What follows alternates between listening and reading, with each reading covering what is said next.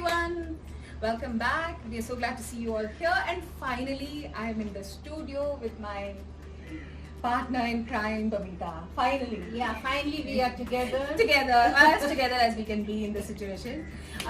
We are also trying to get our Amma in this screen, but she's like shying away. So we'll probably by the end of it we'll convince her to come. So guys, welcome again. Today, look at us surrounded by all greens. So you must have guessed what we are going to talk about. All the show stoppers of your balcony are right here. So we'll just take you through a simple arrangement of plants that is enough to pop up any small space of your balcony.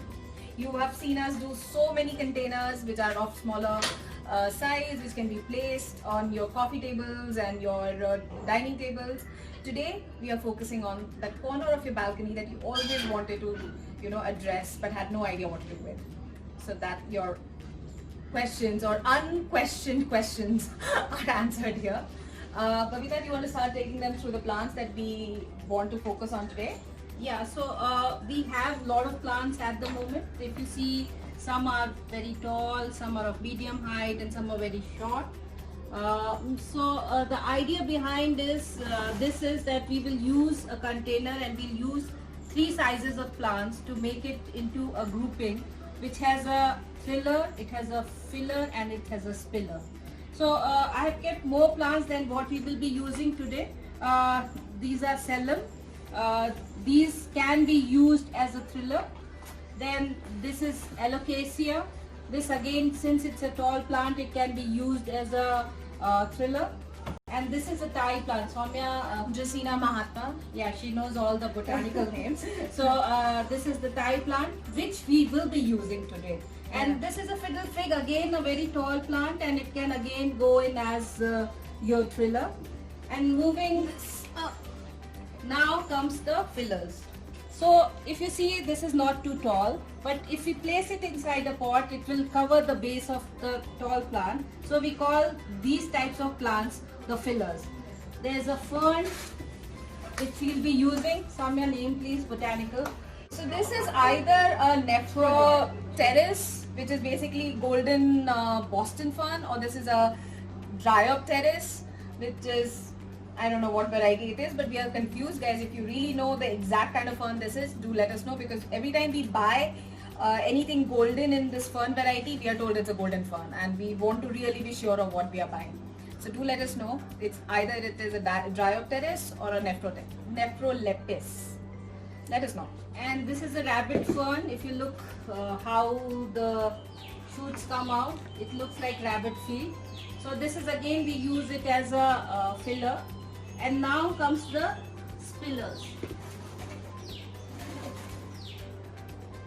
This is a Burl Max philodendron. So we can either use that, or we are thinking maybe we can also use this philodendron. I think it's philodendron Ceylon. This comes both in Ceylon. It comes both in green and yellow. So I'll remove the extra plants till we start arranging the rest.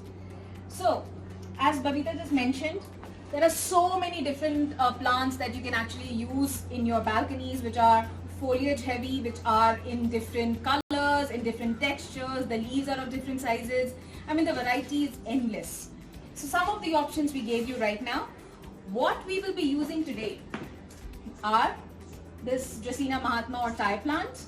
We'll be using the golden fern, and in all probability we'll be using our philodendron Burl Max. We'll see, maybe we'll change our mind as we go along. But the star of the show, or you can say the person who's sharing the spotlight with the plants, the thing that is sharing the spotlight with the plants, is this beautiful stoneware planter. So this plant, I think, is from Purple Turtle, right? Yeah, this is from Purple Turtle. They have it in all kinds of sizes. We absolutely love this one. It's natural. It looks like it has been outside and aged. I mean, that's the look they've created, and it goes with everything that we like in planters. Okay, so today we'll be using this.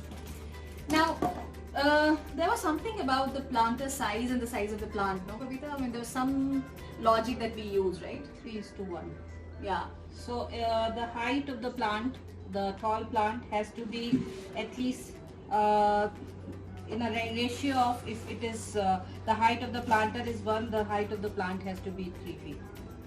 Okay, and the soil which we are going to use, it's a mixed soil with coco peat, manure, as well as red soil.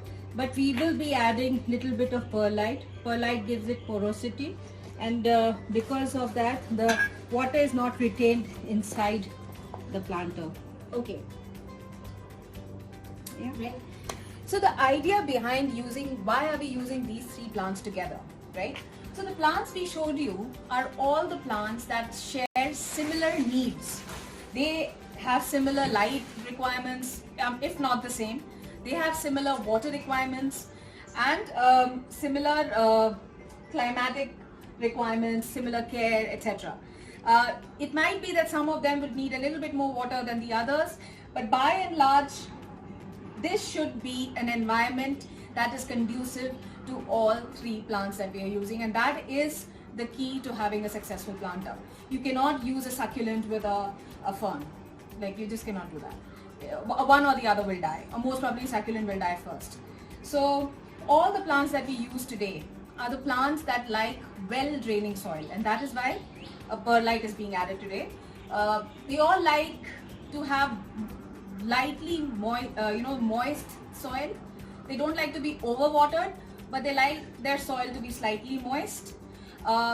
So we will be going, we will be coming to how you need to water these plants, but I'm just saying that whenever you're choosing 3 plants, you make sure if you're choosing a sun-loving plant, then all the 3 other plants should be sun-loving. Now, this is a Dracaena Mahatma. It can take semi-shade, indirect bright light. It does not like direct sunlight, but most of these plants like bright light, bright indirect sunlight, or bright, even if you're putting it inside, bright artificial light. We would recommend it in a balcony, something like this, which is maybe having a roof but open on all the other sides. At the soil, as you can see, we've added perlite. So the all brown mix has now all these dots of white. This is what your perlite is. The dots of white that you see, that's your perlite. Perlite is nothing but crushed lava rock. This just increases the porosity of the soil that we are using. This makes sure that the water is not stagnating anywhere. Okay. We have also removed the plants from the pots. Just to make our life easier. Yeah, and you see some roots are exposed. Don't get worried. We don't want to remove all the soil from the roots. So making a little space for the plant to go in. So we debated about the number of plants that we use here. So initially we thought we'll use only 1, but we realized that this planter can easily take 2. So we are going with 2 now, because while we want the plants and all to do well, this is also something of a art piece. So we'll go with what looks good as well. Okay. Yeah, and then we come with the next plant. So this we want a little bit of at a height. So we will add more soil. Amma, can you pass? So we'll add more soil where the fern is going to go and create a false height.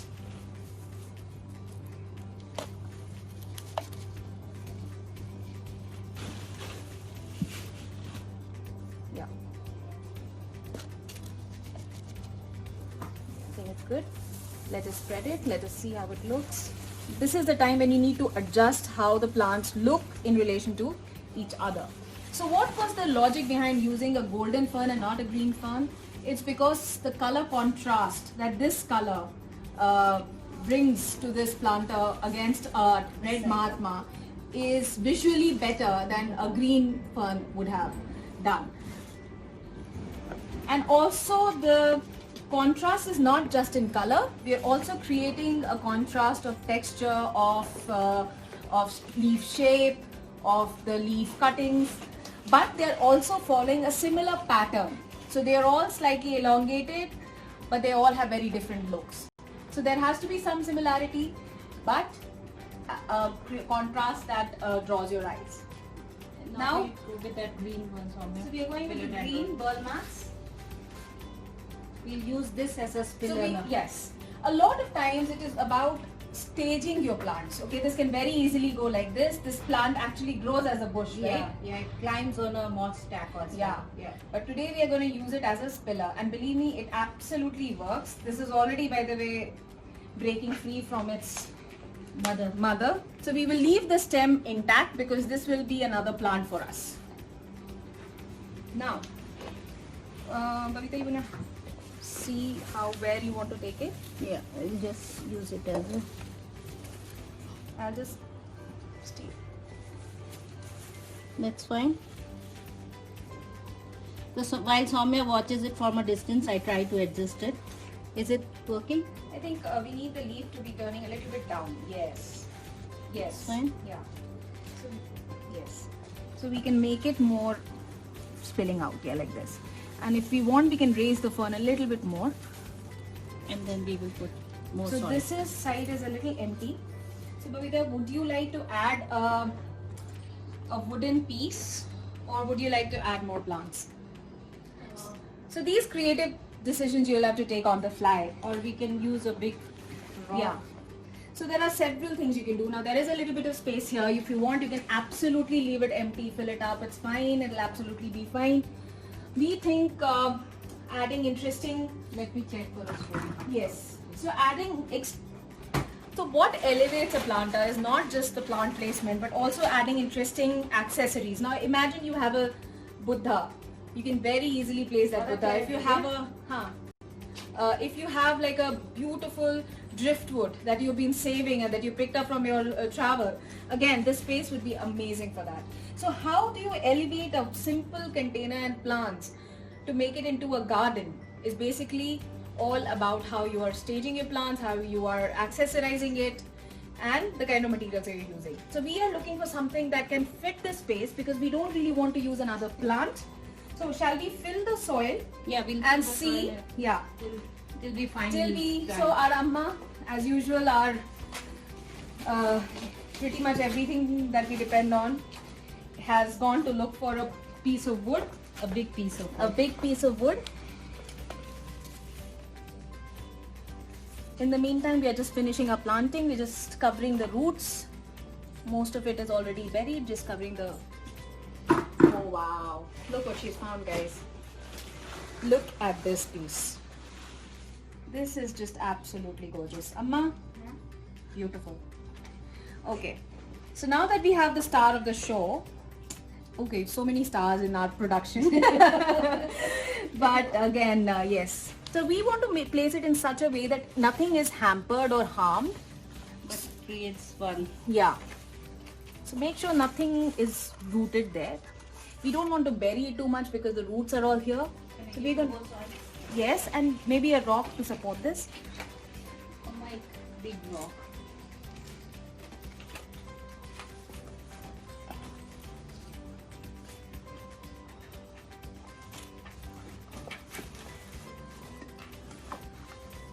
Eventually this thing will settle into the soil. Once we water it. Once we water it and the plants and roots have grown around it, it will settle. But we feel like this is just...